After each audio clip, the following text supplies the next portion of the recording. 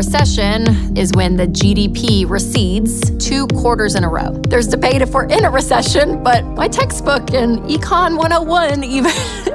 So technically, yes, we are in a recession if you want to look at the textbook definition. Hey guys, welcome to this episode of the Rachel Cruze Show podcast. I'm so glad that you're here.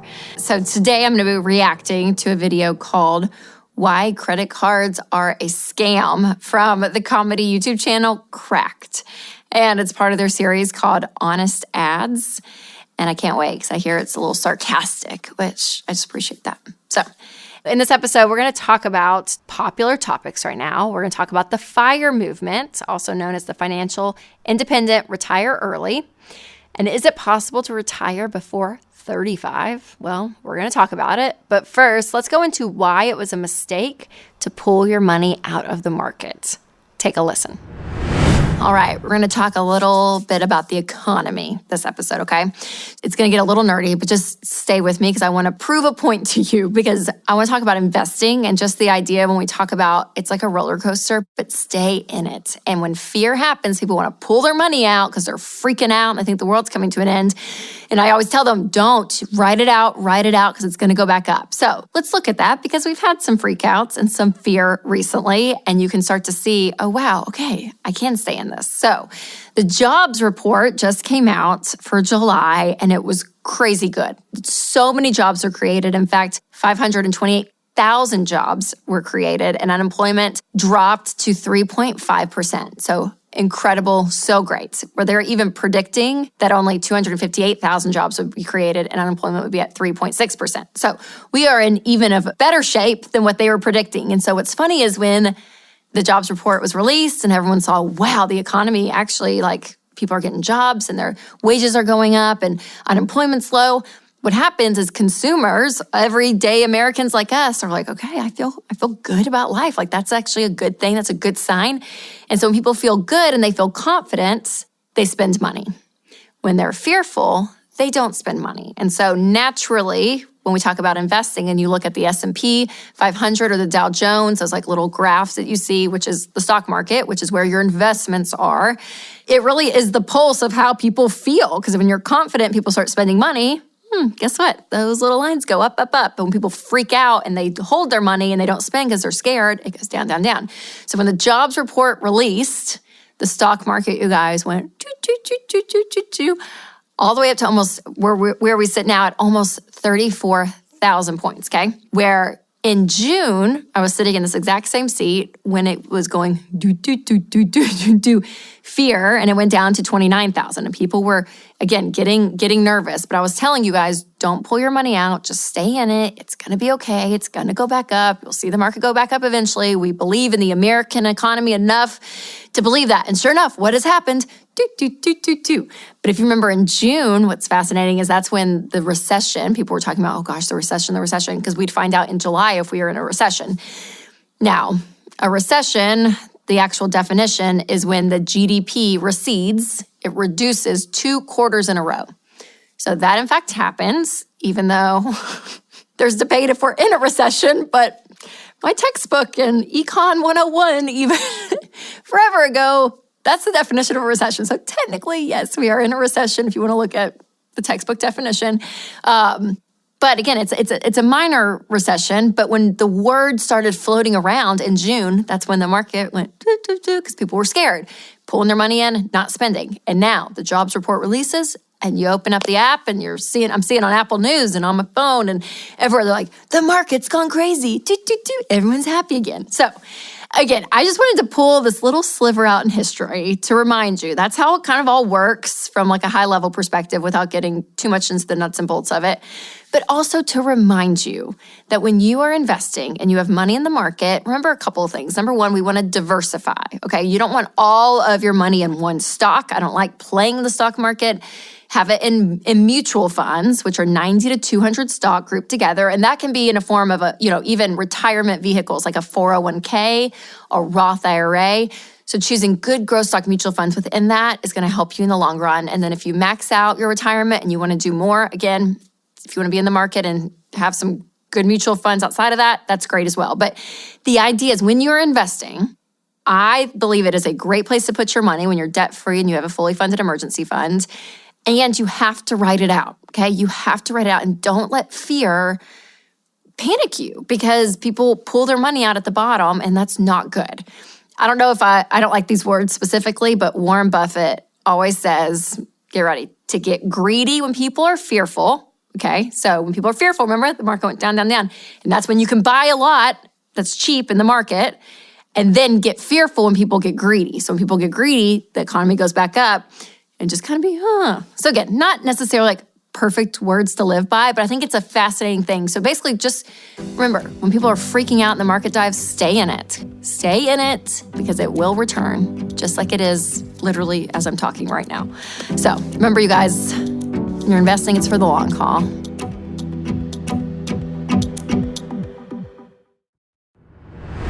All right, is it really possible to retire at or even before the age of 35? So we're going to talk about that today, because we're going to cover something called the FIRE movement.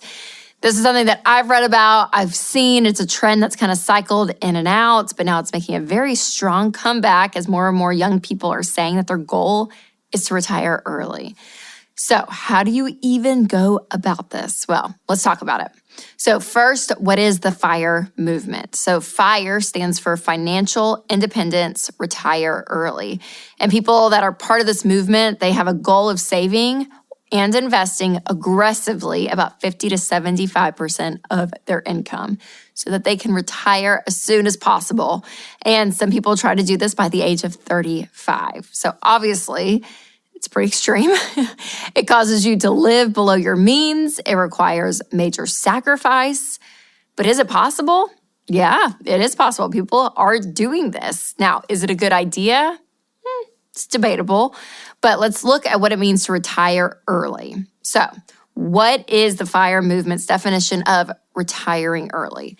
So most people that follow this method aren't just doing it so they can sit on the beach for the rest of their lives. They really just want to be able to travel, work when they want, not work at all, and just have the freedom to choose. So everyone has a different amount of money that they want to retire on, but most FIRE people aim for saving around 25 times their yearly expenses in order to be completely financially independent. So for example, let's say you spend $48,000 a year. That means you'll have to save up $1.2 million. And this is based on their assumption that they would withdraw 4% of their savings each year in retirement, which is the withdrawal rate that the FIRE method thinks is sustainable if you invest and have passive income. So what can we learn from the FIRE movements? Well, there's some good points. So these people are really intense about their goals, which I love. I mean, I feel like sometimes we can just kind of float through life and there's kind of like, I don't know what to do next. But they have something they're aiming for and they are driving towards it really intensely, which I love that. I think that's amazing. Also, I think it's great to have a dream and to actually plan for retirement. They're obviously moving up the retirement age significantly, but they're thinking about it. They're thinking long term and like, okay, what do I want that to look like? Where again, some people aren't even thinking about retirement until they're in their 40s and 50s and realizing, oh my gosh, where did my life go? These people really are starting early to think long term. Also, in order to do this, you have to live below your means. And so this habit, I think, is wonderful. It's something that we talk about on the show all the time. But man, when you live on less than you make and you have margin, there's something about it that proves you can do it. And it's possible. So it just proves that that is a great method of living life. And I love that they make saving and investing a priority, that they say, I'm going to sacrifice things that aren't a big deal right now. It feels like a big deal in the present, but it's not. I'm going to take all that money and actually save it and invest it for the future. All right, next, what are the downsides of the FIRE movements? Well, you have to have a pretty large income or you have to make massive sacrifices or both for this to even be a possibility. So again, depending on your income and depending on your sacrifice level that you're willing to do, it may not be in the cards for you. There's a real danger of getting burned out early in life. And so again, they go so hardcore, so quickly, so intensely that some don't even make it that far to that age of 35 or 40 to retire early. They get burned out beforehand. And many fire advocates recommend the use of credit cards and their points and rewards, plus investing in kind of some things I'm like interest-bearing bonds and other stuff that's risky just to have passive income. Also, many fire advocates also do it to just avoid working full-time because they hate their jobs. They're like, oh, I just want to get out of the job force. When the truth is, you actually, you can have a job that you love. You don't have to run away from work. So it is possible to still make a great living and enjoy the work that you're doing. And also a hardship here is that the cost of living is so high right now because of inflation that it's really harder than ever to save that much of your income. So that is a downside. Okay, so what's my take on the FIRE movement? Well, I'm definitely not mad at it. I think that there's a lot of people that are like, I just want to retire early. I want to save a ton of money as soon as possible. And I'm like, okay, if that's what you want to do, go for it. There's nothing morally wrong with it. But I also would say, don't do it just because you're like, oh, I just want to retire and do nothing with my life at age 35 or 40. And not doing that. I think we have purpose, and I think that we have things that we can actually do. So I don't want it to be a cop-out for people not just do a job, but do something that you're passionate about and that you love and that you were created for. Also, many people, they sacrifice so much early in life, through their 20s especially. And I say on the show, create a life that you love. And so there's part of enjoying the money that you're working for and to kind of have a little bit of a balanced approach. Where the FIRE movement doesn't have that at all. It's very, very extreme. Also, you want to think about the quality of life later on. So you have to think, okay, is that $48,000 as an example going to last me for the rest of my life? Is that the thing? Is that the number? Because chances are that number could change for you. Or you could think, do I just want to invest and save more steadily throughout the years and then be able to enjoy retirement later on with millions of dollars in my 401k or Roth IRA? So there's a tried and true method for sure that I recommend when it comes to retirement. So this idea of being out of debt, having a fully funded emergency fund, and funding 15% of your income into retirement, it's worked well for literally millions and millions of people. And the truth is there's freedom when you don't have debt and you have an emergency fund to maybe enjoy some of the perks of the FIRE movement, where you could say, okay, I do want to change jobs, and I'm able to because I have no payments, I have money in the bank, and so I now have options again. And so that's what I love about the baby steps is it gives you those options. Now, if you want to, go crazy and do the FIRE method and that's what you want to do, then that's great too. That's totally fine. But I do think that there can be a balanced approach. And I think the baby steps really do bring this. But if you do have questions about investing and saving for retirement and knowing, okay, am I going to have enough for retirement to maybe retire a little bit earlier, and you just have questions, I would really recommend that you talk to one of our Ramsey Trusted SmartVestor pros. They can answer all of your questions and help you make the financial moves that you need to make for what's best for you and your family and your goals for the future. So that's the FIRE movement, you guys. I think it's really fascinating. I love hearing people's stories about it because, I think there's a part that's for sure motivating and goes completely against the culture, which I appreciate, of sacrificing, saying no to just what you want in the moment for getting to a goal. And I think that mindset is so helpful in life. Now, if you have a friend that's curious about the FIRE movement or you think this would be really intriguing for them, make sure to send this on to them.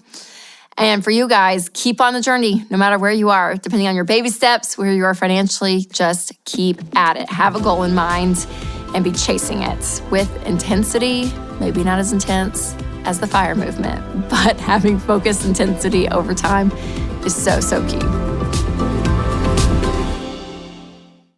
All right, I have a question for you. Do you love online shopping? If the answer is yes, I get you. This is so me. I love it, but if you love it as well, we have to be careful. It is so easy to get all comfy at home and scroll and swipe and spend. But if you've budgeted for your shopping, then just go for it. Just make sure that you're making your money go as far as possible. That is why I love shopping at Jane. They've got stylish clothes, accessories, home decor, and more for up to 65% off. Plus, Jane has new deals every day from thousands of small women-owned businesses and designer brands. So you've got to check it out, you guys. Go to jane.com/Rachel and save up to 65% today. So today I'm going to be reacting to a video called Why Credit Cards Are a Scam from the comedy YouTube channel Cracked. And it's part of their series called Honest Ads. And apparently it's supposed to be so funny. I've never seen it, so this is my first time viewing it. And I can't wait because I hear it's a little sarcastic, which I just appreciate that. So, okay, here we go. Want to have money without having money? Want to go to stores and get things because you want them? Then use my Horton card. It's reliable, it's no fuss, it's a fancy plastic IOU card that will have you swimming in debt for the rest of your and your offspring's life. And Oh my gosh, okay, pause for a second. Okay, fascinating. You'll be swimming in debt for the rest of you and your offspring's life. It's very fascinating that they said that because I think so much of understanding money, we don't realize how much we're impacting our kids. And when your kids see something that is so normal, they're going to jump in and think, yeah, that's normal. Mom and dad did that, so I'm going to do that. Like it's a mirrored effect until someone says, no. And for the rest of your life, because they are dang good at trapping you and just kind of keeping you in the cycle. It's fascinating. Okay, let's keep going. And to make sure you feel comfortable with spending money you don't have, we'll use this comedian to make you feel like it's no big thing. I'm from that TV show that's doing reasonably well, so I've got a sense of humor about spending money on stuff I don't need. Just charge my card, buddy. Okay, pause. I love that they're making fun of the fact that they use celebrities because we see that all the freaking time and we're like, oh, well, if they're on TV, they must be really great with their money. So I'm going to listen to all their advice, forgetting that these credit card companies are paying them so much money to do these ads.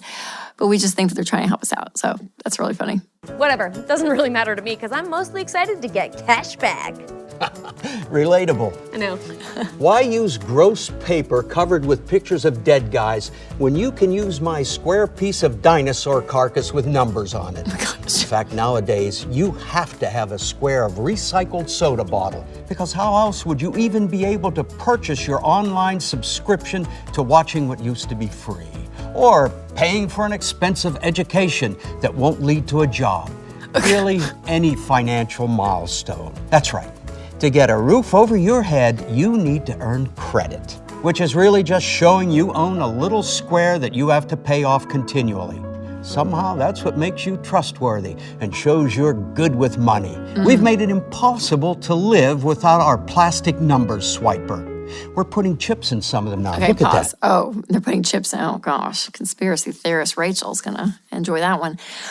Okay, so this is just so funny because I'm like, yeah, this is the world we're living in, that we feel like we have to have debt, specifically credit cards. Get a credit card, build your credit in order to have a roof over your head to get a house, even though we know you can do manual underwriting. It's totally fine. You can get a house without a credit score. But man, just like the picture of thinking how normal it is. It is so normal. There's no way you can do life without this plastic card. And how well they've marketed that to us, you guys. Like we think it, to the fact that when someone says it out loud, it's sarcastic and funny, which is what we're experiencing now. Okay, keep going. You can't even use these everywhere. You can use it in some places that pay me to accept your card. Otherwise, you can just use money, which is what people who are taking your money would prefer. I'm an expensive middleman who's charging everyone extra for using my plastic cutout. Also, you'll probably need a different swipey swiper when my card doesn't work at one place where another one does work. Is it harder to keep track of how much you're spending when you don't physically see the presidentially decorated paper strips leaving your hands? We're counting on it. Okay. See? They know, you guys. They know. I bet he's a fan of Ramsey Solutions. Yes, that when you spend with cash, you actually end up spending less because, like you just said, it is leaving your hand. You have to trade something in a transaction.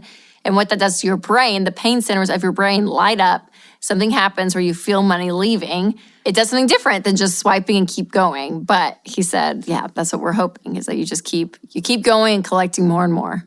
So interesting. Okay. Encourage you to go paperless. We'll say it's for the environment, but it's really because we know if we send you emails of the charges you made, you'll only skim the email, if you're reading them at all. Here's where it gets fun for me and exclusively no one else.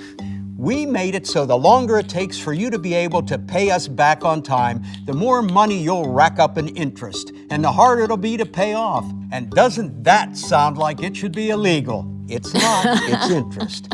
Interest is a random percentage we charge you because you made charges. This is going to get pretty technical and pretty crimey, so let's look at a graph. If you're the average American credit card holder, then you owe more than $10,000 in debt. Let's say your interest rate is 24.99% and you're paying off just the minimum because times are tough, or, because times are normal. That means that in 10 years, you'll have paid more than $26,000 and still owe over $11,000 more, and that's just 10 years. After 50 years, you'll have paid $165,729 and still owe more than $17,000. So you will always owe me money. But the more you Okay, pause. So that's the thing, you guys. Like, that's one reason that we talk about this whole industry being so toxic. So where the average American owes $10,000 on their credit card, and some people are like, well, I pay mine off every month, all of it. And I'm like, okay, yes, maybe you do. Maybe you're one of the less than half of Americans, 48% of Americans that actually pay it off every month.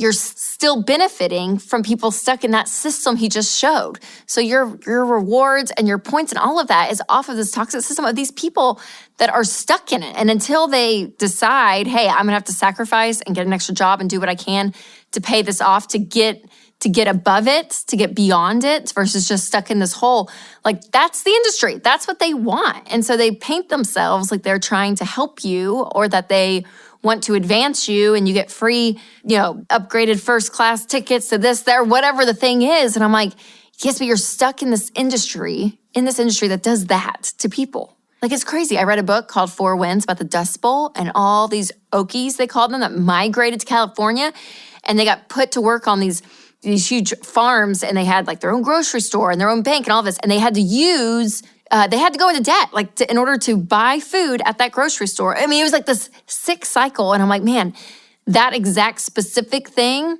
obviously is not happening like right now exactly that way. But I'm like, but in the same way, there's financial industries, part of the financial industry that is doing that, that's getting people stuck in a cycle that if they just live in it, they literally mathematically can't get out. And so, makes me mad. Okay, keep going.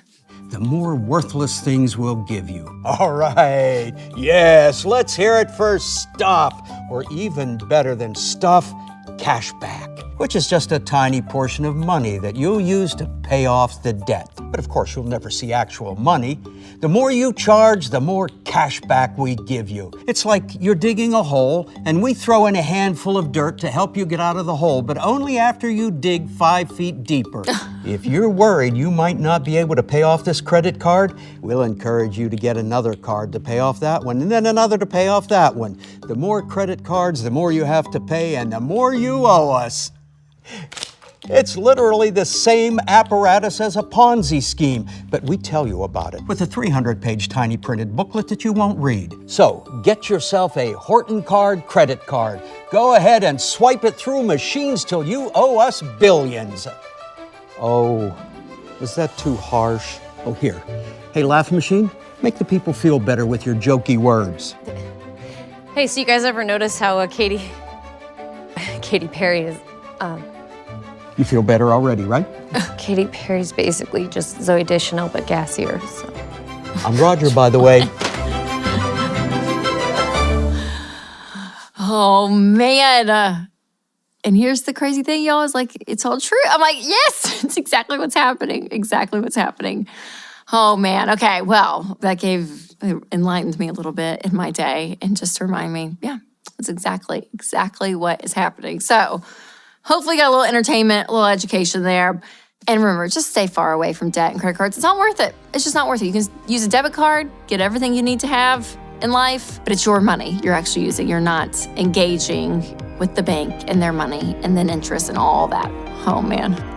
All right, you guys, thanks so much for listening to this episode. And if you have not followed this podcast or subscribed to this podcast, make sure to hit the follow button. And if the Spirit leads, you can leave a review. And as always, make sure to take control of your money and create a life you love.